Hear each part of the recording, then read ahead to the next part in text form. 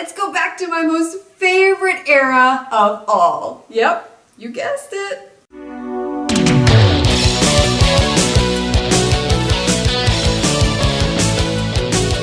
Welcome to the 1980s. Hey there, gorgeous. My name is Sabrina. Thank you so much for tuning in to today's historically accurate 1980s makeup tutorial. And if you're not familiar with this series, what I do is not anything like any other makeup gurus are doing here on YouTube. I take the time to research the era, find out what exactly was done during that time period, and then I come on here and I replicate it for you so it is authentic and you can go to any event that you plan on wearing a period look like this for and feel good in knowing that that's exactly what they did back then. The 1980s came blazing onto the scene very similarly to how the 1920s came on. If you remember my tutorial that I did about the 20s, faces were heavily painted in the 80s and a lot of emphasis was placed on the eyes, the cheeks, and the lips, and a lot of colors were used. Blending wasn't really a practice of this time period. What you see in the 80s is color block eyeshadow all the way up to the brow bone, so it's not like your everyday look that we use today where we try to make it look natural and ease the transition. No, no, no, no. This is like, let's put every single color that's in our eyeshadow palette on our eyes at the same time. This is going to be fun. And the one thing about this era is that this is when a lot of really colorful, smoky combinations were born and became widely used. And the 80s was such a contrast compared to the 70s, which was focused more on delicate, glowing features, very natural boho type looks.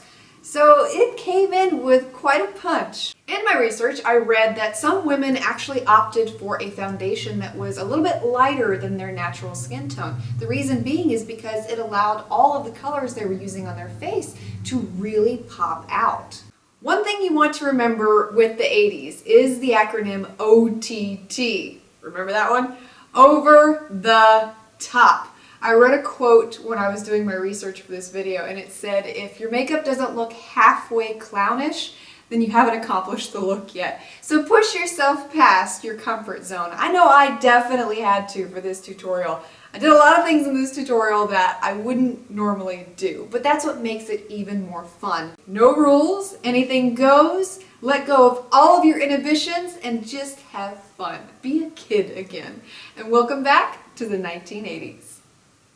As with any makeup look, you want to start off with a really great primer. So I'm choosing NARS eyeshadow primer for this look. And the first pigment we're going to use is MAC's Follow Your Fancy, a very bright, stunning orange. And the colors in the 80s were very bright. We're going to apply this color onto the inner half of the lid and bring it up above the crease, because you remember, everything is exaggerated, so don't be afraid to go a little bit overboard with the eyeshadow. Then I'm going to take Nye Azalea pigment and apply this to the outer half of the lid in the same motion that we did with the orange. We're going to carry this above the crease a little bit higher and blend it into that orange color on the lid. And I'm using pigments in this look today because pigments are very vibrant and they are really shocking, and that's the type of effect we want for this look. Then taking MAC's Stars and Rockets, I'm applying this color right onto the brow bone and blending it into those two colors we applied on the lid. I would never do this in real life, even though I kind of admit that I like the effect that this gives. And this was a very popular practice in the 80s. You could take your eyeshadow all the way up to your brow bone and it was okay, so don't be afraid to do that. And it's safe to say that any really bright, shocking color is something that you could wear for an 80s look. The most popular colors of this time period were ones like fuchsia, oranges, greens, purples, but especially electric blue eyeshadow, electric blue eyeliner. Blues were huge in the 80s. And what would an 80s look be without electric blue eyeshadow? So here I'm taking Electric Eel from MAC and I'm lining the entire lower lash line. I'm using the flat edge of the Tarte eyeliner brush to really smudge this in under that lower lash line.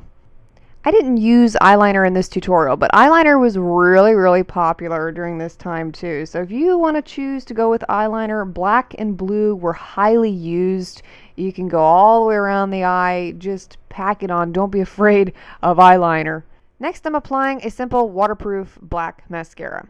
Colored mascaras were really popular in the 80s. Specifically, colors like bright blue, teal colored mascaras were widely used. The false eyelashes I'm using are Red Cherry number WSP, and additionally, if you wanted to wear falsies and you still wanted to use colored mascara, you could take a little bit and apply it to the tips of the false eyelashes. You may have noticed that I didn't fill in my eyebrows at all, and that's because natural was the way to go in the 80s. And this became known as the end of standardization of women's eyebrows, where pretty much anything goes. So if you didn't want to fill them in, you didn't.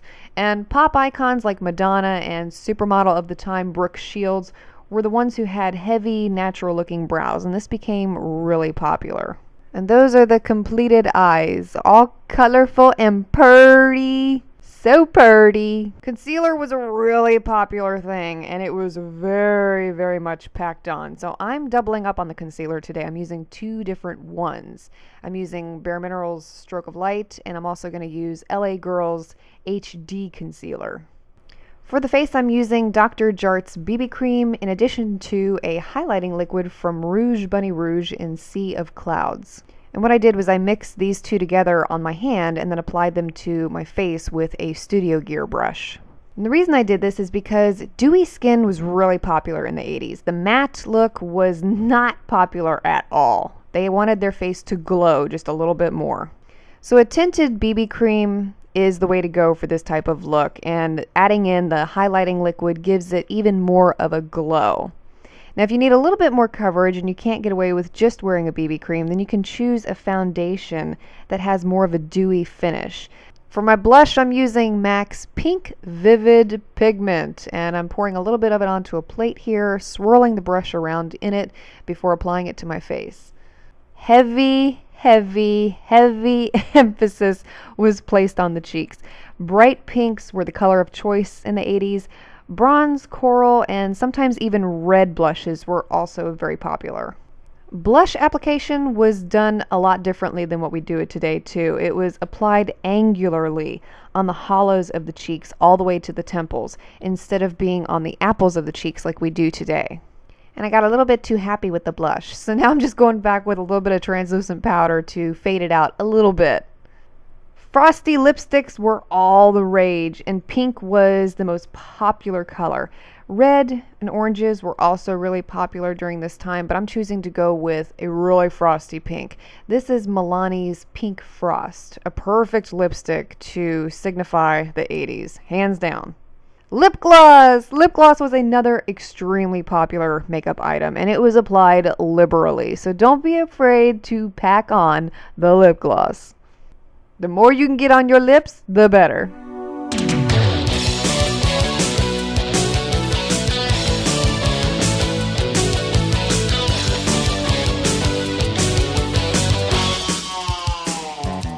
I hope you enjoyed traveling back to the 1980s with me today, and let me know where you want our time machine to travel to next. You never know what era we're going to end up in a future video, and your comments really do persuade which way the time machine goes. Thanks so much for watching. See you next time.